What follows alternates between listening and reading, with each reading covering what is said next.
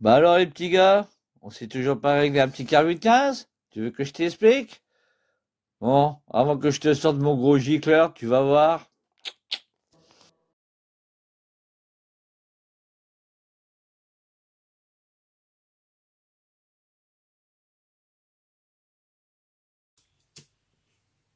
Non mais là je rigole. Non mais oh, tu sais toujours pas régler ton carbu? Non mais attends, là c'est du foutage de gueule que tu es en train de me faire ou quoi là?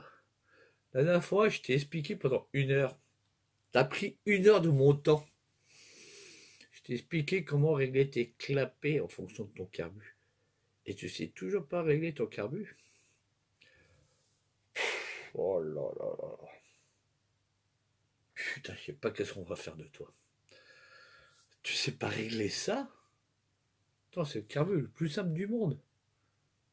Mieux que ça, y a pas. Bon, d'accord. Je comprends. T'as voulu mettre celui-là. T'as voulu le goûter. Les sachets dans l'alcool. Hein? Bon, bah avant de mettre ça, il va falloir que tu comprennes certains trucs. Ouais, je comprends pas, il a acheté pour carbu, j'ai poté, il marche pas, il est un peu, il dit pas. Bon, le vieux va être encore sympa avec toi. Putain, c'est pas possible. Qu'est-ce que j'ai fait pour tomber sur des blédards comme vous? Ah, les ingénieurs de la mob, vous n'êtes pas hein, des lumières. Hein.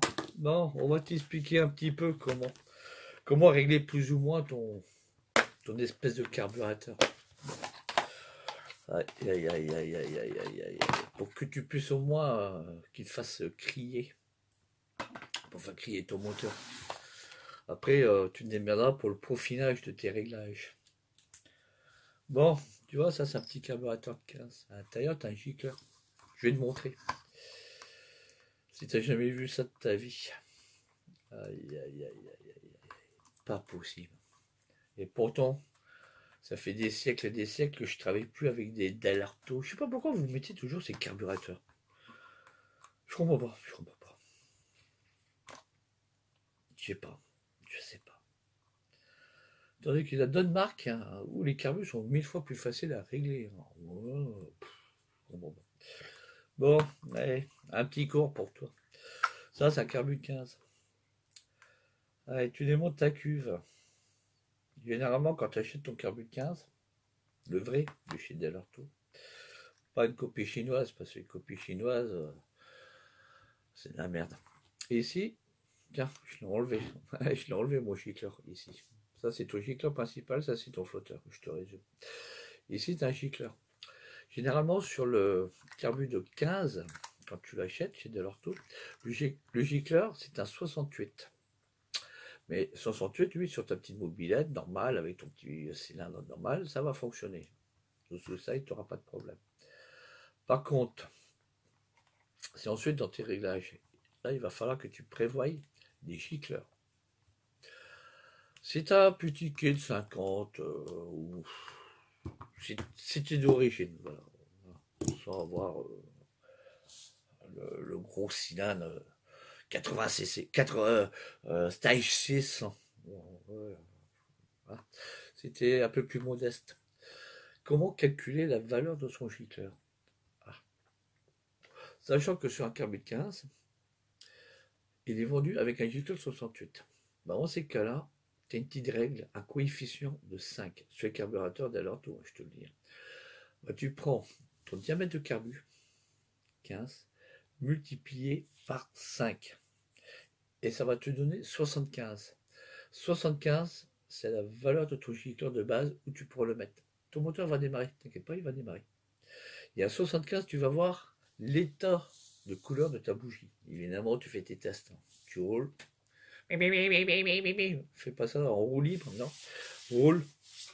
Tu fais ton petit tour de quartier et tu reviens. Tu démontes ta bougie et tu regardes la couleur de ta bougie. Si elle est huileuse, si elle est grasse ou sèche. Sèche, c'est quoi? Sec, ça veut dire tu as trop d'air. Ta bougie va être blanche ou gris clair. Tandis que nous, il faut qu'on soit un peu dans le marron chocolat ou rouge brique, couleur brique. Si tu sais pas, tu regarderas sur Google. Ah.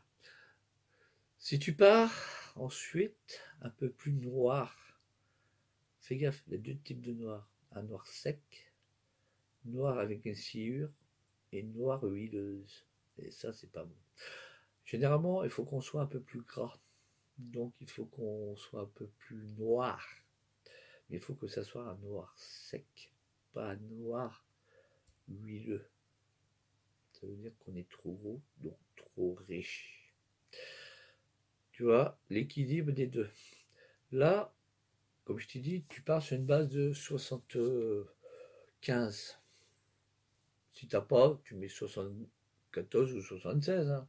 Moi, généralement, sur mes jeux de gicleurs, par exemple, là, sur le gicleur chez Dalorto, je pars toujours sur des valeurs de 2 en 2. Ah oui. 68, 70, 72, 74, 76, 78, 80. Je pars toujours de 2 en 2, moi. Comme ça, je sais s'il faut que je diminue de 2 points ou que je remets de 2 points. Mais la base générale sur mes moteurs d'origine 103, cylindres d'origine, c'est 74. C'est ça ma moyenne, tout simplement. Voilà. Ensuite, tu me dis, ah ouais, j'ai le fameux carburateur 72, 24, 36. Oh putain. Lequel? C'est plus le choc que t'as. Non, non, tu sais, c'est le pH BG. Ah oui, je suis voir, par exemple. Ouais, ouais, j'ai le même, j'ai le même, j'ai le même. Ouais, ouais, le même, t'as plusieurs diamètres ici. Ça, le pH BG, il existe aussi en 15. Il faut le savoir. Et il existe aussi jusqu'en 21. De 15 à 21, vous trouverez le pH BG, tout simplement. Là, il devient un peu plus compliqué à régler. Ah oui, comment explique? Bah, l'idéal déjà, c'est la vis ici. Bon, évidemment, chaque carburateur il est vendu avec son gicleur. Hein. Donc, par exemple, si tu prends, allez, sois modeste, un petit 17.5, tu auras un petit gicleur de 82, par exemple. Mais comment calculer son bon gicleur? Bah, comme je t'ai dit, tu prends ton diamètre, par exemple, si c'est un 17.5, avec le coefficient 5, tu tomberas sur un gicleur. Normalement, c'est 87,5 si tu multiplies. Mais 88, sois un peu plus modeste, mais à 86. Voilà. Mais à 86. D'origine, c'est 82. Bon. Tu mets un peu plus gros dans ton gicleur principal. Après, tu joues en fonction de ton combo.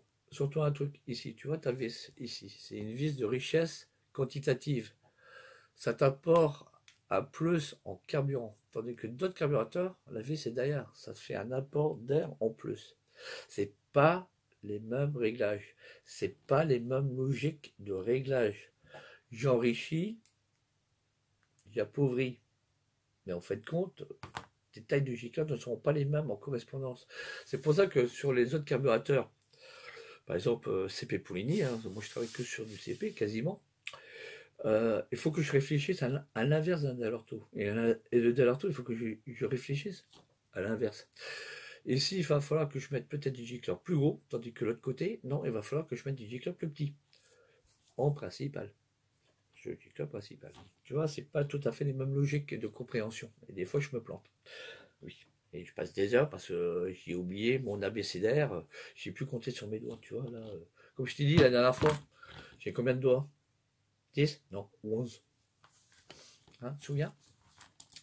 Allez, celui-là, on va l'ouvrir. Je vais t'expliquer un petit peu, vite fait, hein, bien fait, hein, parce que je vais pas m'éterniser pendant 107 ans à te faire une vidéo pendant 3 heures et te gaver la tête.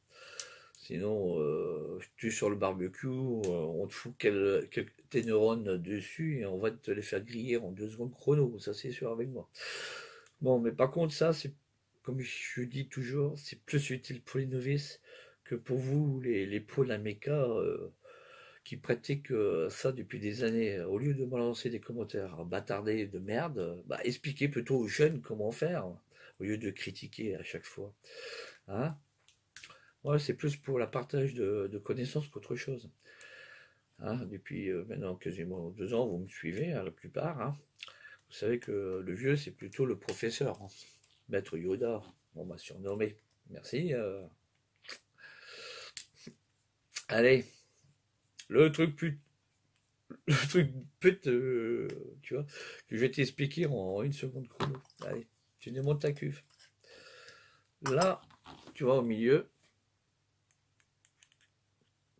ton gicleur principal.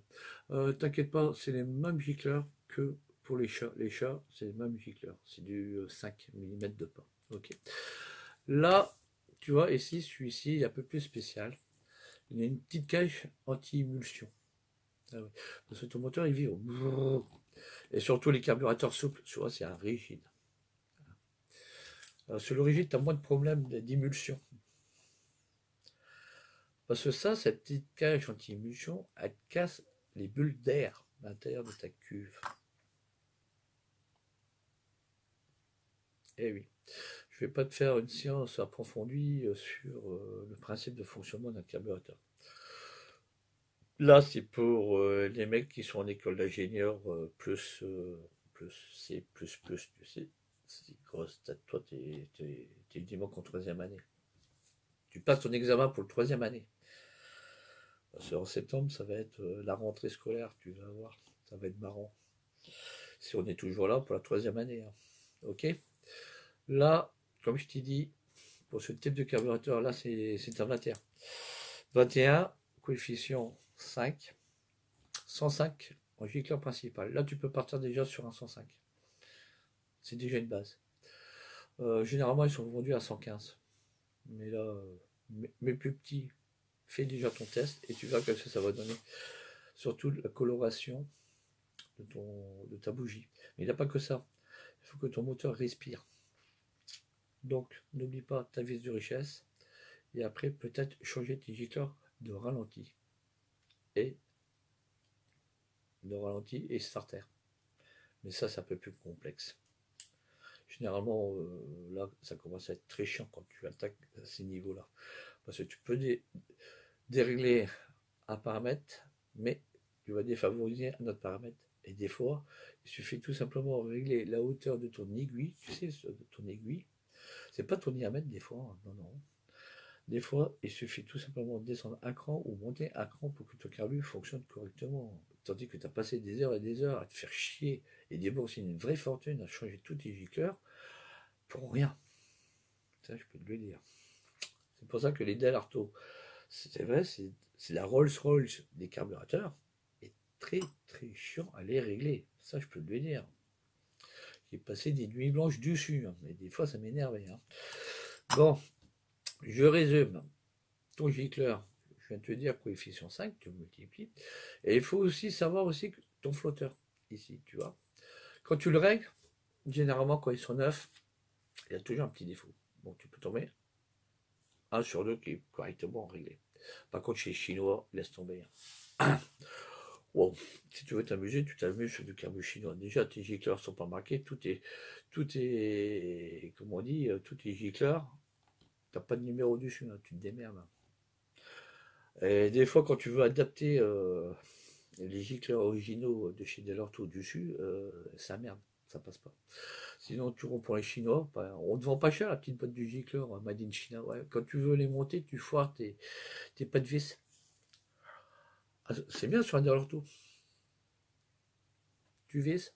Oh putain, j'ai foiré ma vis. Mon pas de tarot. Le taraudage de mon pas de vis. Là, je vais dire, t'as les boules. Étant donné que c'est des compatibles, hein, PHBG, ouais, mais le filet, c'est un peu con. Pourquoi? Parce que eux, les Chinois, comparé ici en Europe, nous en Europe, on utilise un isométrique. Isométrique. Et eux, c'est plutôt anglo-saxon. Donc c'est du impérial. Donc les filets sont pas pareils. Les ISO sont pas les mêmes. Hein, le 1,25e et le 1,50e, ça n'a rien à voir. Hein, ok? Bon. Là, revenons à nos moutons.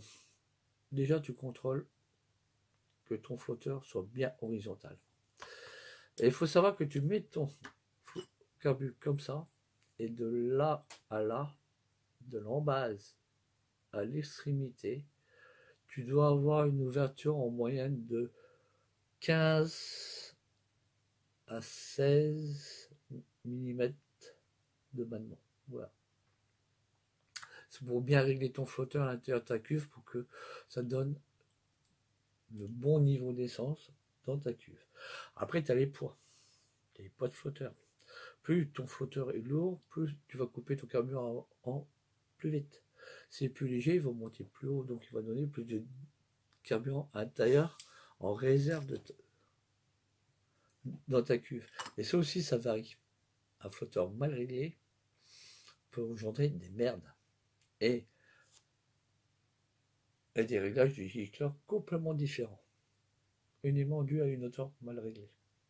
En base standard, la préconisation chez Delorto, c'est 15, 16, plus ou moins 5 mm. Voilà, tout simplement. Ok, vu. Bon, évidemment, je ne vais pas t'expliquer aussi que sur chaque type de carburateur, quand tu fais ça, quand tu remontes, n'oublie pas un truc. Tu vises toujours en croix. Tu vois, comme je fais, toujours en diagonale. Voilà. Ça, c'est pour pas déformer ton joint qui est à l'intérieur. Ok. Généralement, le joint, le jour que tu fais ça, ou tu changes tes joints sur un carbu, là, moi je te donne un conseil. Tu prends ton joint, tu le laisses tremper dans ton essence. Tu sais, dans ton mélange, tu as fait ton mélange d'essence. Tu le laisses un peu tremper dedans pendant 5-10 minutes, et tu reprends et tu l'appliques. Tu évites de le monter à sec. C'est moi qui te dis.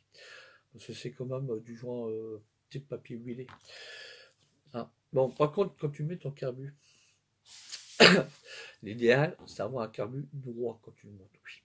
Mais il faut savoir que ces carburateurs-là, ils ont le privilège de travailler aussi sur des angles d'inclinaison. Bah, tout le monde ne sait pas l'angle d'inclinaison sur un Delorto. Bah, l'angle d'inclinaison sur un Delorto, tu vois, est de 40 degrés. Comment tu prends? Tu prends ici l'axe, là, là, et tu l'inclines à 40 degrés. Si tu ne sais pas qu'est-ce que c'est un rapporteur et les degrés, retourne à l'école. Ok? Je ne pourrais pas t'expliquer. C'est 40 degrés d'inclinaison. Il peut fonctionner jusqu'à 40 degrés. Voilà. Et comme on sait que les moteurs de 103, ou les moteurs bécane, pas une bécane, moteur bécane, s'incline. L'inclinaison est une moyenne de 30 degrés de mémoire sur les 103. Ouais, l'inclinaison est de 30 degrés, donc ton carbu peut s'incliner aussi. Voilà, tout simplement.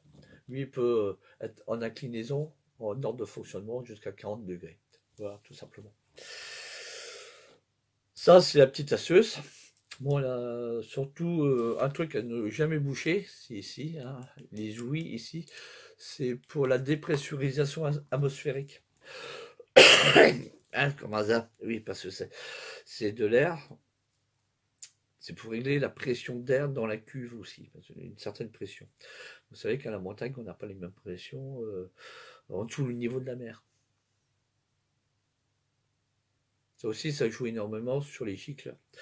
Moi, je peux pas te dire, ouais, mets-moi un gicle de 75.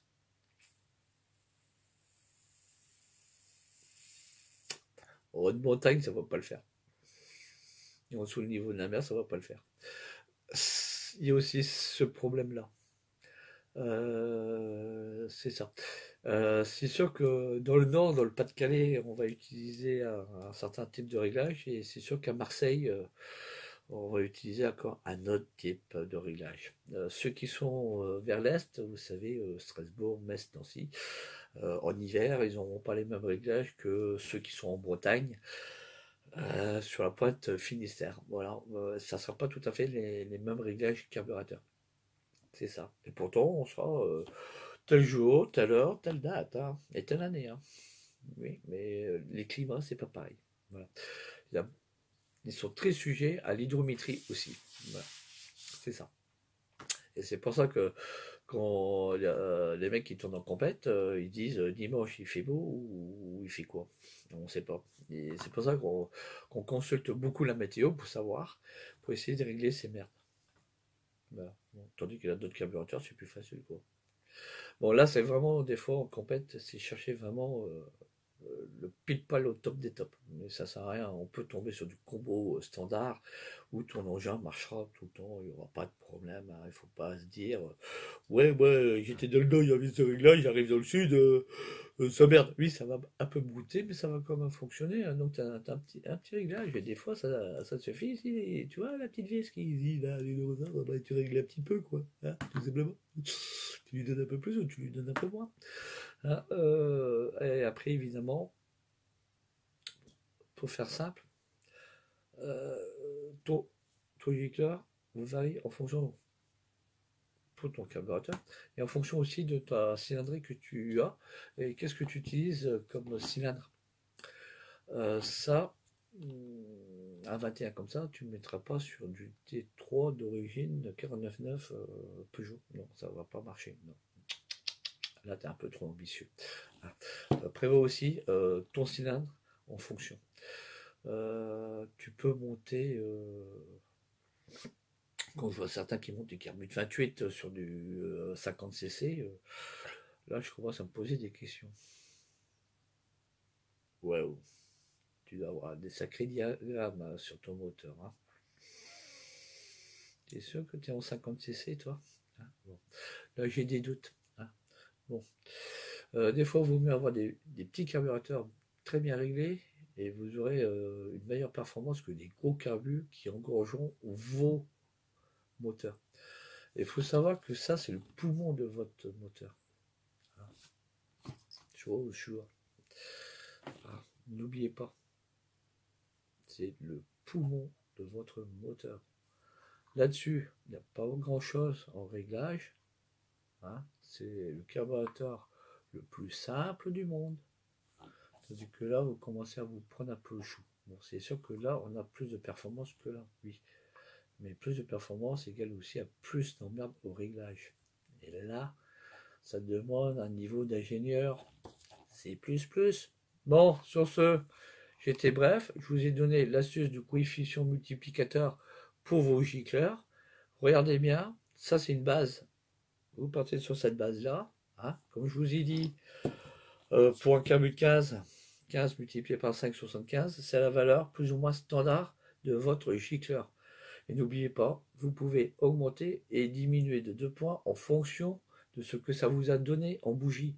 Et surtout, quand vous faites des réglages de carbure, évitez-moi de foutre des putains de bougies froides indice 9. L'indice 9 passe pas partout. Ok? Quand vous réglez vos carbures, moi j'ai toujours fait le principe des 3 bougies. 5, 7, 9, ça c'est les indices. Bougie chaude, l'intermédiaire et la froide. Et comme ça, je vois plus ou moins qu'est-ce que ça me donne à ma carburation. Ok? Des fois, c'est sûr que bougie chaude, petit carbure avec petit gicleur, c'est sûr que je vais avoir un moteur qui va chauffer. Ça, je le sais. Je fous un gros carbure, mais je n'ai pas changé ma bougie. Hein. Donc, je regarde en fonction de la coloration de ma bougie.